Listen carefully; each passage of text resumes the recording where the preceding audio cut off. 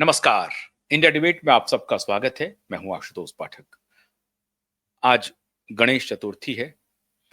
आप सबको गणेश चतुर्थी की हार्दिक शुभकामनाएं। देश भर में धूमधाम से गणेश चतुर्थी मनाया जा रहा है और खास तौर से महाराष्ट्र में सिद्धि विनायक मंदिर में सुबह से ही श्रद्धालुओं का तांता लगा है।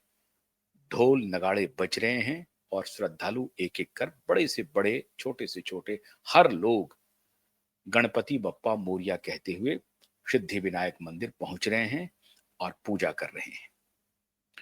आप सबको भी सिद्धि विनायक की, गणेश जी की का आशीर्वाद आप सब पर रहे और इस चतुर्थी की आप सबको हार्दिक शुभकामनाएं। लेकिन आज एक विशेष बात फिर जुबाइब नेटवर्क को हाथ लग गई और लगता है कि गणेश जी का ये चमत्कार धीरे धीरे रंग ला रहा है। हालांकि एक तरफ जब मैं ये कार्यक्रम शुरू कर रहा हूं तभी एक एक संदेश आ रहा है जो थोड़ा सा डिप्रेसिंग है 29 तारीख को लेकर के। उसके बारे में मैं कल बात करूंगा। अभी भी चर्चा चल रही है कि क्या होना है नहीं होना है। लेकिन दिशा सुशांत केस के परे दो लोगों के बारे में सरकार के पास ऐसी ऐसी चीजें आई हैं जिसकी कल्पना सरकार ने कभी की नहीं होगी। और अब सरकार की एजेंसियां हैरान हैं। बल्कि वो इन तथ्यों को जब वो देख रही है सारी एजेंसियां, तो वो कल्पना नहीं कर पा रहे हैं कि ऐसा भी हो सकता है। ऐसी ऐसी बातें हुई हैं। मित्रों, मैं बात कर रहा हूं आदरणीय परमबीर सिंह और आदरणीय भाईजान सलमान खान के बारे में। क्यों पूरी फिल्म इंडस्ट्री पिछले 25-30 वर्षों में और जब से सुशांत की हत्या हुई है, दिशा की हत्या हुई है, उसके बाद तो समझिए कि फिल्म इंडस्ट्री में मातम छा गया है। और इसकी तस्दीक मेरे अलावा, मतलब क्यूबाइब नेटवर्क के अलावा, एसएसआर वॉरियर जो रात दिन ये कर रहे हैं, इसके अलावा बड़े बड़े फिल्म स्टार कर रहे हैं। विवेक ओबराय कर रहे हैं, ऐश्वर्या राय कर रही हैं, सोनू निगम कर रहे हैं, अरिजीत सिंह कर रहे हैं, और वो भट्टाचार्य जो म्यूजिक बहुत अच्छे कलाकार हैं वो कर रहे हैं। ऐसा कौन कलाकार है जो मुंबई की बॉलीवुड की स्थिति से खुश है? कोई नहीं। स्वयं सलमान खान भी नहीं है। उनकी खान की जो तीन अलग बिरादरी है, शाहरुख को छोड़ दीजिए, शाहरुख उस तरह से पूरी तरह से इनके साथ नहीं है। और उसका एक कारण है उनकी पत्नी गौरी। गौरी का बहुत अंकुश रहता है शाहरुख के ऊपर और गौरी उनको नियंत्रण में रखने के लिए जितने कार्य हो सकते हैं वो करते हैं। और शाहरुख का खुद का भी मिजाज वैसा नहीं है। मोटे तौर पर शाहरुख मुंबई के हैं भी नहीं, वो भी आउटसाइडर है। बड़ी मेहनत करके उन्होंने अपनी मुकाम वहां बनाई है, ये बात सच है। और इन लोगों ने शाहरुख को भी आउट करने की अपने तरीके से पूरी कोशिश की। लेकिन शाहरुख थोड़े मिजाज के सही निकले, कूल निकले, समझदार निकले। उनसे इन्होंने डायरेक्ट लड़ाई नहीं ली। जब मौका आया उनके सामने खड़े भी रहे, उनके आधिपत्य को धीरे से स्वीकार भी किया और उनसे कोई बैर भी मोल नहीं लिया। लेकिन ये लोग ऐसे हैं जो जबरदस्ती जाकर के बैर लेते हैं। अगर कोई अपनी राह चलता हो और वो स्टार बन रहा हो तब भी इन्हें परेशानी है। इन्हें कुछ नहीं कह रहे हैं, लेकिन तब भी ये जाकर के उनसे खुंदस निकालेंगे, उनके खिलाफ मोर्चा खोल देंगे। अगर शाहरुख अपना मेहनत कर रहे हैं, अपनी कोशिश से बाहर से आकर के दिल्ली से गया हुआ लड़का कोई फिल्मी बैकग्राउंड नहीं इनका, थिएटर से निकले, छोटे-छोटे सीरियल्स में, टेलीविज़न के सीरियल्स में काम किया, छोटे पर्दे से आगे गए, ठीक सुशांत की तरह। और इसीलिए सुशांत और शाहरुख की उस तरह से कोई दुश्मनी नहीं थी। लेकिन इन लोगों के चक्कर में कि चूंकि एक पूरा गैंग सुशांत के खिलाफ हो गया था, तो ये भी खिलाफत तो उस तरह से नहीं करते थे, लेकिन बहुत बहुत दोस्त भी नहीं थे, लेकिन सो सो रिलेशन था। और अगर शाहरुख को कई कई बार हमारे बहुत सारे एसएसआर वॉरियर कहते हैं कि नहीं, शाहरुख ने बेइज्जती की सुशांत की कई मौके पर, तो वो व्यंग होता है, व्यंग को बेइज्जती मत मानिए। सलमान बेइज्जती करता है, सलमान बेइज्जती निकालता है, सलमान अगर आपको सामने से भी बात करता है, तब भी वो जाकर के वो अगले क्षण क्या होगा इसे खुद उसको भी नहीं मालूम है। वो एक बीमार इंसान है। खैर, लेकिन इस बीमारी की वजह से सलमान खान को कोई प्रिविलेज नहीं मिलना चाहिए, कोई राहत भी नहीं मिलनी चाहिए। तो मैं जो आपको बतला रहा था कि शाहरुख खान उस बिरादरी में शामिल नहीं है, 3 अलग खान हैं। उसमें आमिर हैं, उसमें सलमान हैं और थोड़े-थोड़े सैफ अली खान हैं। ये सैफ भी कोई दूध के धुले हुए नहीं है, आजकल जुपी का ऐड करते हैं वो। ये जो ऑनलाइन जो गेमिंग होता है, ऑनलाइन जो जुआ जिसको कहते हैं, तो जुआ का ये खेल करते हैं। ये कोई दूध के धुले हुए इंसान नहीं है सैफ अली खान साहब भी। लेकिन इन दोनों से बहुत बेहतर है सैफ अली खान भी। और उसका एक कारण है शर्मिला टैगोर और इनके पिताजी मंसूर अली खान पटौदी। वो भी एक सभ्य इंसान थे और एक डेलिकेट स्टांस थे, क्रिकेट खेलने वाले इंसान थे। बड़े उस हिसाब से तो माता-पिता का जो आता है, वो गुण तो रहेगा सैफ में भी। तो वो सलाहियत सैफ में भी है। फिर भी शाहरुख की तरह नहीं है। शाहरुख तो बिल्कुल एक सामान्य परिवार से उठ करके, संघर्ष करके, टेलीविज़न के रास्ते, थिएटर के रास्ते बड़े पर्दे पर पहुँचे हैं, जैसे कि सुशांत पहुँचे थे। बाद में इनको कई मौकों पर जाकर के और खान होने का लाभ इन्हें भी मिला। लेकिन मैं उस तरह से नहीं कह सकता हूँ कि खान होने का लाभ मिला। लेकिन अगर सुशांत की तरह ये एलिमिनेट नहीं हुए, तो उसके उसके पीछे ये ज़रूर कहानी होगी कि इनका खान सरनेम जो है, वो इनको बचाए रखा इन माफियाओं के सामने। और जिस दौर में दाऊद बहुत कामयाब थे, तो वो इनको बचाए रखा। सुशांत का नाम सरनेम खान नहीं था। तो ये सारे लोग उनके पीछे पड़ गए।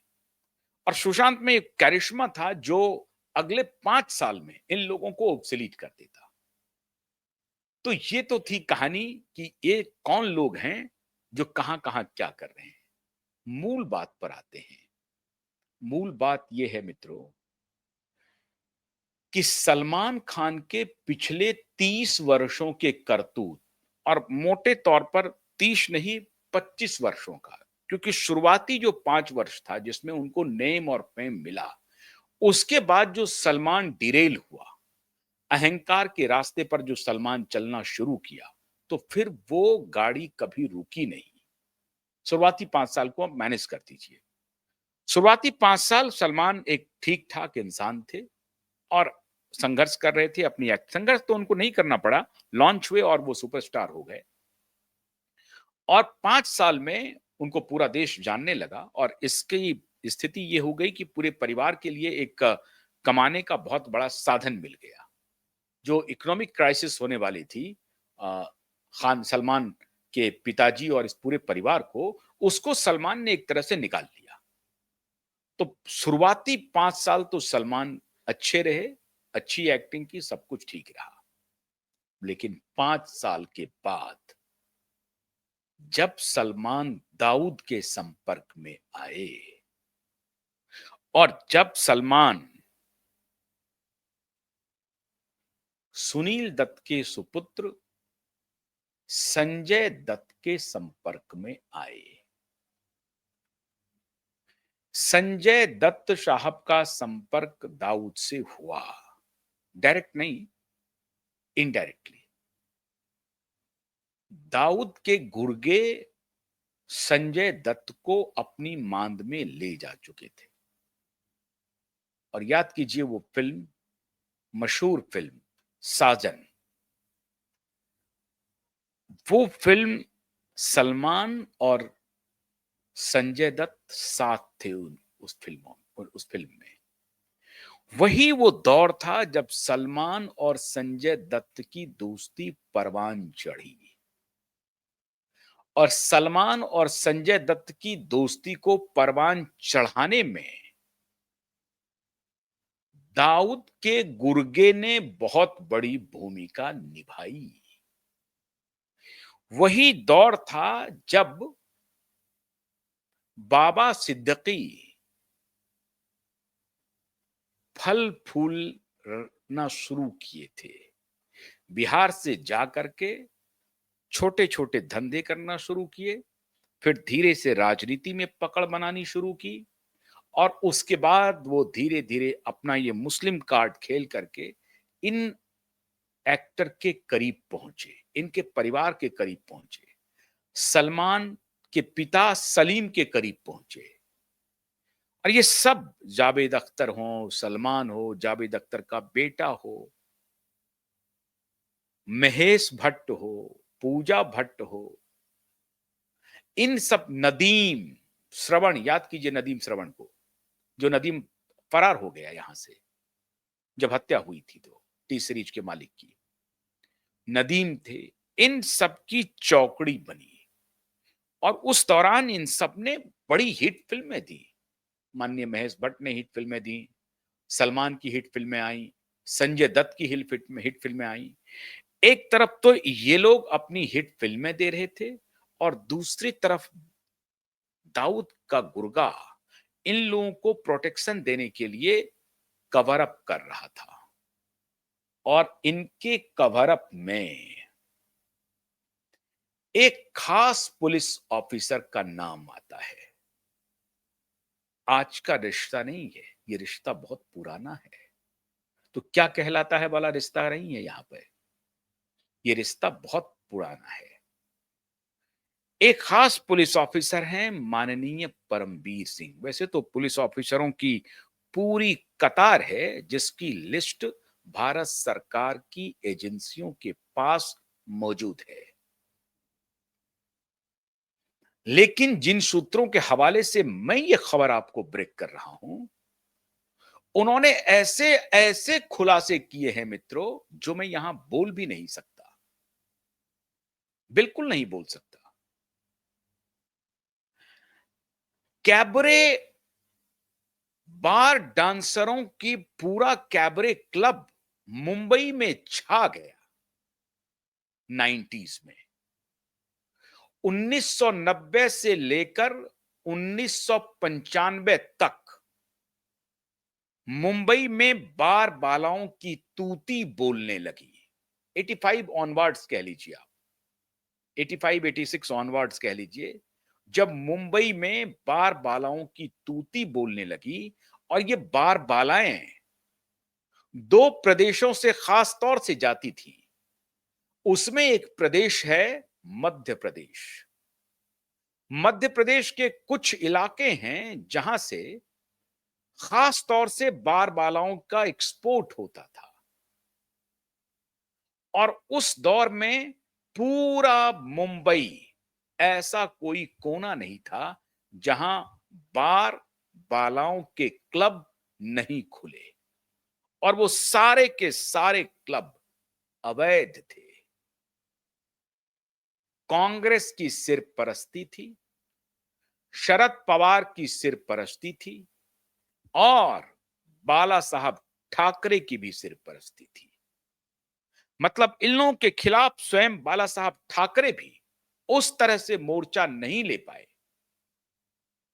उनका वो विरोध तो करते थे बाला साहब ठाकरे इन चीजों की, लेकिन उनको मालूम था उस वक्त उनको खुद कांग्रेस के नेताओं का समर्थन प्राप्त था।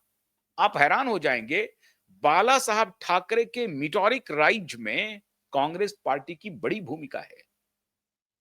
इसीलिए वो खुल करके इन चीजों पर उस तरह से आते नहीं थे या उनको ये लगता था कि इन बातों में मुझे पढ़ना नहीं है। बड़े जो विषय हैं वो हिंदू राष्ट्र का या हिंदुत्व का, उस मुद्दे पर बाला साहब ठाकरे फोकस किए हुए थे।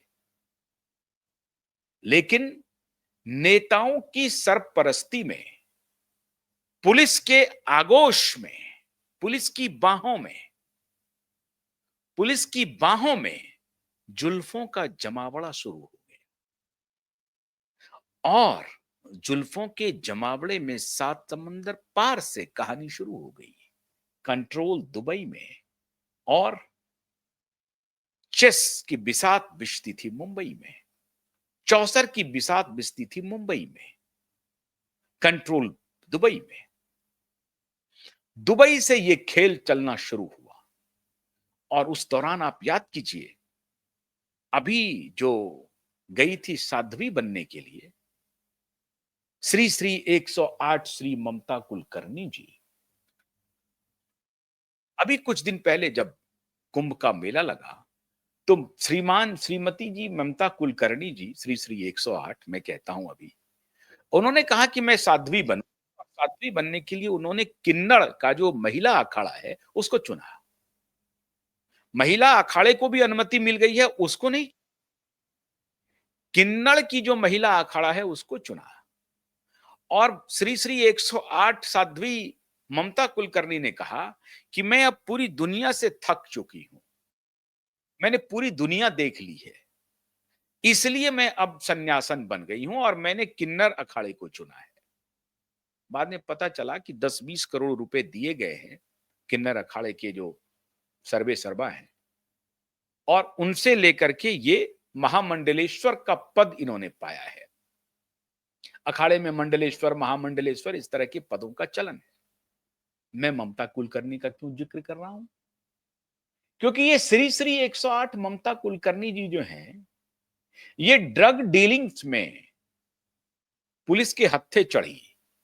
पुलिस के तो हत्थे नहीं चढ़ी, नारकोटिक्स डिपार्टमेंट के हत्थे चढ़ी, वो भी एक पुलिस ही मान लीजिए।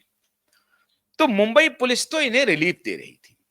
मुंबई पुलिस तो बाय प्रोडक्ट होता था जब उनसे कुछ ईमानदारी की बात हो जाती थी, वरना ये जो 60-70% जो करप्ट पुलिस वालों की संख्या हो गई, वो कुछ जो ईमानदार पुलिस वाले थे उनको उन्होंने सिस्टम से बाहर कर दिया। और इस तरह से मुंबई को जो आर्थिक महानगरी थी, उसका आर्थिक दोहन करने में यहां के पुलिस वालों ने सारे रिकॉर्ड तोड़ दिए। मामूली पुलिस इंस्पेक्टर की संपत्ति मुंबई में सैकड़ों करोड़ से भी ऊपर है। मामूली पुलिस, एक एक पुलिस इंस्पेक्टर की संपत्ति सैकड़ों करोड़ की है, इतने की उगाही होती थी। और मतलब 85, मतलब 90s का पूर्वार्ध और 90s का उत्तरार्ध तो समझिए कि गोल्ड माइन बन गया मुंबई। और उस दौरान ये सारे ऑफिसर जो महाराष्ट्र कैडर के आईपीएस ऑफिसर थे, उन्होंने तो समझिए नंगा नाच कर दिया। और अब सरकार के पास जो डिटेल आ रहे हैं, उसमें केवल परमवीर सिंह के नाम नहीं है। ऐसे ऐसे पुलिस ऑफिसर हैं जिन्होंने अपनी संपत्ति 100 करोड़ से 1000 करोड़, 1500 करोड़ तक पहुंचा दी है। मुंबई के नामी क्लब हों, मुंबई का नामी फिल्म स्टार 5 स्टार होटल्स हों, बड़ी प्रॉपर्टीज हो, लोढ़ा से लेकर के, गोदरेज से लेकर के, तमाम जो बड़े बड़े हाउसिंग डेवलपर्स हैं, उन सब में अब अकेले परमवीर सिंह की पत्नी का कहा जा रहा है, जो अभी सरकार के पास जो डिटेल आए हैं, इंडिया बुल्स में 12-13 हजार करोड़, आप कल्पना नहीं कर सकते। 1000 करोड़, 2000 करोड़ नहीं, 12-13 हजार करोड़ का खेल है, वारा न्यारा है। और ये इनकी इनकी फैमिली और माननीय परमवीर सिंह इंडिया बुल्स के माध्यम से ना जाने कितने ऑफिसर को लूपिन किया। और ये सारे तार अब सरकार के पास में है, उनके हाथ में है। एक तरफ फिल्म स्टार सलमान खान, संजय दत्त भी इसमें शामिल थे, लेकिन संजय दत्त डायरेक्ट नहीं। संजय दत्त तो एक बार सीधा सीधी बॉम्ब ब्लास्ट केस में फंस ही गए, सजा काट करके आए हैं वो। 7 साल की सजा हुई है संजय दत्त को, और ये सजा काट के आ चुके हैं। उनके पिताजी सुनील दत्त ने पूरी कोशिश की कि किसी भी प्रकार से अपने बेटे को जेल जाने से बचाएं। एक ही बेटा था, उनको लगा कि अब अगर ये भी जेल चला जाएगा तो क्या होगा। और सुनील दत्त वाकई में बहुत बेहतरीन इंसान थे, बहुत बेहतरीन, एक शानदार एक्टर। मैं तो कभी कभी देखता हूं तो दिलीप कुमार की एक्टिंग के बाद बहुत प्रभावित करने वाली एक्टिंग अगर आपको देखनी हो तो सुनील दत्त की देखिए। बहुत बेहतरीन एक्टर थे और इंसान भी बहुत अच्छे थे। लेकिन सुनील दत्त ने राजनीति का रास्ता चुना, कांग्रेस का रास्ता चुना, कांग्रेस में बड़े बड़े नेता बने वो।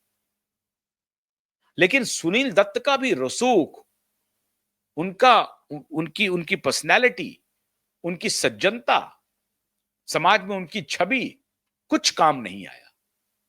संजय दत्त के खिलाफ इतने सबूत मिले कि संजय दत्त को जेल जाना पड़ा। दुर्भाग्य ये है मित्रों कि संजय दत्त के यहां तो सबूत मिल गए, लेकिन जिनके यहां बहुत सारे सबूत थे, जो सीधे पकड़ में आ सकते थे, जिसका सीधा संपर्क था दाऊद के साथ, वो पुलिस की निगाह से बच गया, या उसे कहें बचा लिया। और वो है माननीय सलमान खान जी। कोई सबूत नहीं है उनके खिलाफ, कोई सबूत नहीं है सलमान खान के खिलाफ। कहीं से भी आप सलमान खान को नहीं पकड़ सकते। लेकिन इसलिए सलमान खान निर्दोष है। जो पकड़ा गया, जिनके यहां सबूत पकड़ाया, वो दोषी है। कानून हमारा इसी प्रकार का है। जो नहीं पकड़ाया वो दोषी है ही नहीं, उसके ऊपर कोई आरोप नहीं। जो पकड़ा गया वही दोषी है। चाहे सैकड़ों हजारों और दोष करने वाले लोग हों, लेकिन अगर कोई सबूत उनके खिलाफ नहीं है तो वो दोषी नहीं है। संजय दत्त के खिलाफ सबूत मिल गया तो वो दोषी हो गया। लेकिन फाइल अब पूरी तरह से डॉजियर बन करके तैयार हो गई है। बार बालाओं का खेल क्या चल रहा था। नशीली दवाओं की तस्करी उसी वक्त से शुरू हुई, उसके पहले नहीं थी। नकली नोटों की तस्करी उसी वक्त से शुरू हुई। अवैध हथियारों की तस्करी उसी वक्त से शुरू हुई। और यह पूरा नेक्सस फिल्म स्टार, पुलिस और अंडरवर्ल्ड, इन तीनों के बीच एक बड़ा गठजोड़ बना। और वो गठजोड़, फिर उस गठजोड़ से जो इनकम होता था वो फिर बाजार में जाता था, और फिर वो बाजार धीरे धीरे रियल स्टेट में कन्वर्ट हो गया। बार बालाओं से जो पैसे आते थे, बार क्लब से जो पैसे आते थे, नकली दवाओं से जो पैसे, नकली तस्करी की, ड्रग से जो तस्करी होती थी, नकली नोट का जो होता था वो फिल्मों में लगता था। नकली अवैध हथियार पूरे देश भर में डिस्ट्रीब्यूट होते थे, पिस्टल्स और ये सब। और जो पैसे फिर उससे आए, फिर वो पैसा जमा होकर के रियल एस्टेट में जाता था। एक तरफ अरुण गबली, हाजी मस्तान अपने ढलान पर थे 80s 90s के उत्तरार्ध में, और दूसरी तरफ दाऊद इब्राहिम अपने उरूज पर थे। हाजी मस्तान बूढ़े हो गए थे, अरुण गबली तो उस तरह से बूढ़े नहीं थे, लेकिन अरुण गबली धीरे धीरे, अरुण गबली को रिप्लेस कर रहा था ये नया गैंग। नया गैंग, नई बिसात, हर तरफ नए लोग। और उस वक्त नया नया नौजवान परमवीर सिंह भी थे। तो नौजवान परमवीर सिंह भी एंट्री कर चुके थे, और परमवीर सिंह के साथ और भी सारे लोग थे। 1988 बैच के ये आईपीएस ऑफिसर हैं। 1988 बैच के मेरे कई मित्र, व्यक्तिगत रूप से मेरे कई मित्र, आईपीएस मित्र, इनके बारे में फर्स्ट हैंड अकाउंट देते हैं कि ये ट्रेनिंग के जमाने से ही इसी प्रकार का एलिमेंट था। जिस वक्त इन्होंने पुलिस सर्विस ज्वाइन की और जब इनकी ट्रेनिंग हो रही थी, तो हैदराबाद में ही पुलिस एकेडमी में ही इनका ये धंधा चलता था। और फिर उसके बाद कुछ दिन के लिए जब मसूरी आए तो वहां भी इसी तरीके का था। तो होनहार बीरवान के हो चिकने पात, वो कहते हैं ना कि पालने में ही पूत के पांव पता चल जाते हैं। तो इस पूत के पांव पहले ही पता चल गया था कि जब ये पुलिस में जाएंगे और जब ये वर्दी पहन के पहुंचेंगे तो ये वर्दी की रक्षा नहीं करेंगे, वर्दी की मान नहीं बढ़ाएंगे, वर्दी की को ये तार-तार कर देंगे, वर्दी को बेइज्जत करेंगे, वर्दी को अपमानित करेंगे। और सारे ईमानदार पुलिस वाले इनको देखते रहे और इनका मेटॉरिक राइज होता रहा। लगातार एक के बाद एक के बाद एक के बाद एक, ये कुकर्म पर कुकर्म, कुकर्म पर कुकर्म, कुकर्म पर कुकर्म ये शख्स लगातार करता रहा। साठ गांठ से पैसे बनाता रहा, फिल्म स्टार के साथ दोस्ती गांठता रहा और सलमान के साथ दोस्ती बड़ी गहरी है। इन दोनों में बड़ा याराना है। बाबा सिद्दीकी तो अब गुजर गए, वो भी बड़ा की प्लेयर थे इन लोगों के बीच का।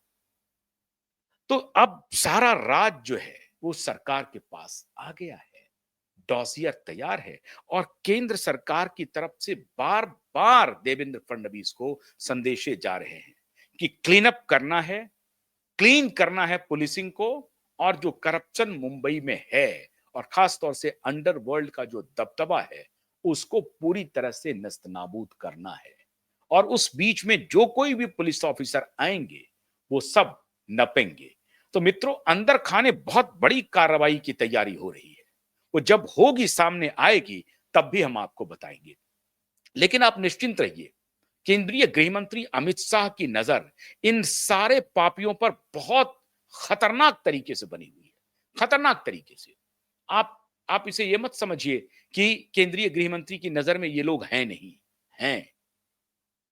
लेकिन वो डॉसियर तैयार करना, फैक्ट्स लेना, जब कानून के घेरे में इनको घसीटा जाएगा तो फैक्ट्स लिए जाते हैं और पूरे फैक्ट्स इनके अब डॉसियर के रूप में केंद्र सरकार के पास आ चुका है।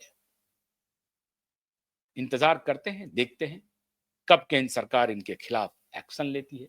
लेकिन सरकार की नजर में सब कुछ आ चुका है। बहुत बहुत शुक्रिया। नमस्कार।